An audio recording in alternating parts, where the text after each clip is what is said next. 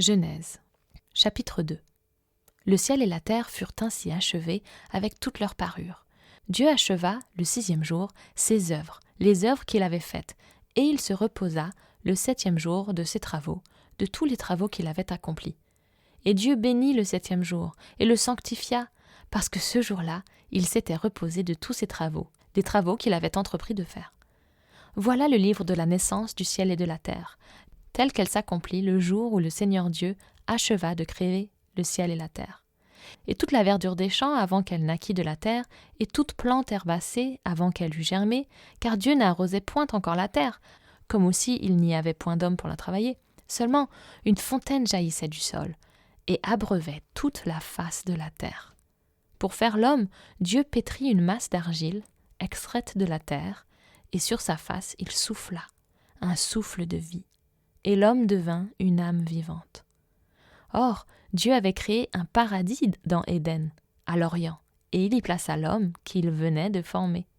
Dieu aussi avait fait germer de la terre tout arbre à l'aspect magnifique et aux fruits délicieux, et au milieu du paradis, l'arbre de vie avec l'arbre de la science du bien et du mal. Pour arroser le paradis, un fleuve jaillissait d'Éden, d'où il sortait divisé en 4 bras. Le nom de l'un est Phison, celui qui entoure la terre d'Évila, d'où vient l'or.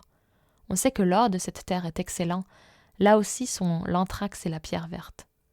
Le nom du second fleuve est Gébon, c'est celui qui entoure la terre d'Éthiopie.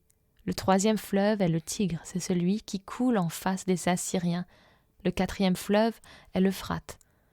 Le Seigneur prit l'homme qu'il avait formé et il le plaça dans le paradis de délices, pour y travailler et le garder. Le Seigneur fit ensuite un précepte à Adam, disant « Tu te nourriras de tous les arbres du paradis, mais de l'arbre de la science du bien et du mal, gardez-vous d'en manger, car le jour où vous en mangerez, vous mourrez de mort. » Puis le Seigneur dit « Il n'est pas bon que l'homme soit seul. Créons-lui un aide semblable à lui. » Or, Dieu avait aussi formé de la terre toutes les bêtes des champs et tous les oiseaux du ciel, et il les avait conduits devant Adam, pour qu'il sût comment il les nommerait, avec tout nom, car tout nom qu'Adam donna à chaque âme vivante devint en effet son nom.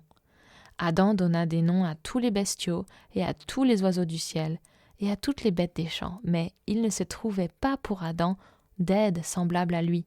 Alors Dieu fit tomber Adam en extase et l'endormit, puis il prit une de ses côtes qu'il remplaça par de la chair. Et de cette côte qu'il avait prise à Adam, il forma une femme, et il la conduisit à Adam. Et Adam dit, « Ceci maintenant est un os de mes os, et une chair de ma chair. Celle-ci sera appelée femme, parce qu'elle a été prise de la chair même de l'homme. À cause de cela, l'homme quittera son père et sa mère, il restera fortement attaché à sa femme, ils seront 2 en une seule chair. » Ils étaient nus tous 2, Adam et sa femme, et ils n'en avaient point honte.